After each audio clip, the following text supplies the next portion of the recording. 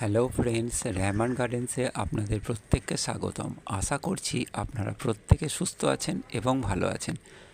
আপনাদের প্রত্যেকের সুস্থতা কামনা করে আজকে একটা নতুন ভিডিও শুরু করছি। ভিডিওতে যে আপনারা কাটিংগুলো দেখছেন, এটা আপনাদের আমি আর একটা ভিডিওতে দেখেছি কিভাবে কাটিং থেকে ড্রাগন গাছ উৎপন্ন করতে হয়। এই কাটিংগুলো আমি প্রায় 1 মাস আগে মাটিতে বসিয়েছি বা এই প্লাস্টিকের টবে বসিয়েছি।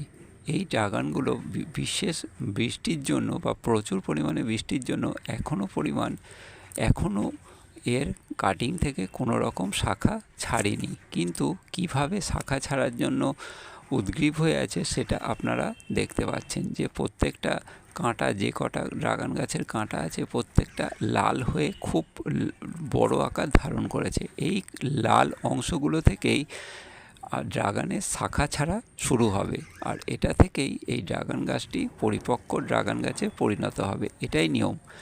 এই ড্রাগন গাছগুলো হচ্ছে সিয়াম রেড, জাম্বু রেডের কাটিং।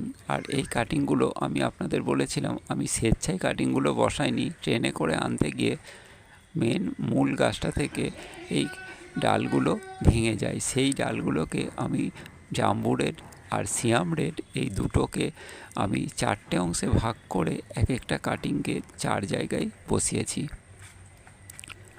সীতাভোগ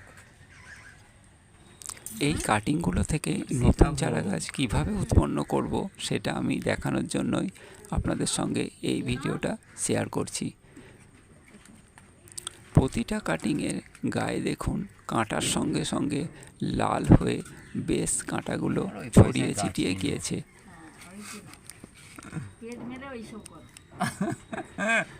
আর এই ছড়িয়ে ছিটে যাওয়া থেকেই মূলত শাখা ছাড়া শুরু করবে। আমার দিদির ছেলে যদি এটা গ্রীষ্মকাল হতো বা গরমের ঋতু হতো তাহলে কিন্তু ড্রাগন গাছ অনেক আগেই শাখা ছাড়া শুরু করে দিত, কারণ মিনিমাম 1 মাসের মধ্যে ড্রাগন গাছে শাখা ছাড়া শুরু হয়ে যায় যদি গরমের ঋতু থাকে। আর অন্যান্য ঋতুতে যে একটু দেরি হয় সেটা আমি আপনাদের বোঝাতে চাইছি। এটা অবাক হওয়ার কোনো কারণ নেই। ড্রাগন গাছ সহজে কিন্তু কাটিং মারা যায় না, এর শিকড় কিন্তু গজিয়ে গিয়েছে। শাখা ছাড়তে একটু লেট হচ্ছে শুধু এই বৃষ্টির কারণের জন্য, ঠিকমতো রোদ্দুর না পাওয়ার কারণে।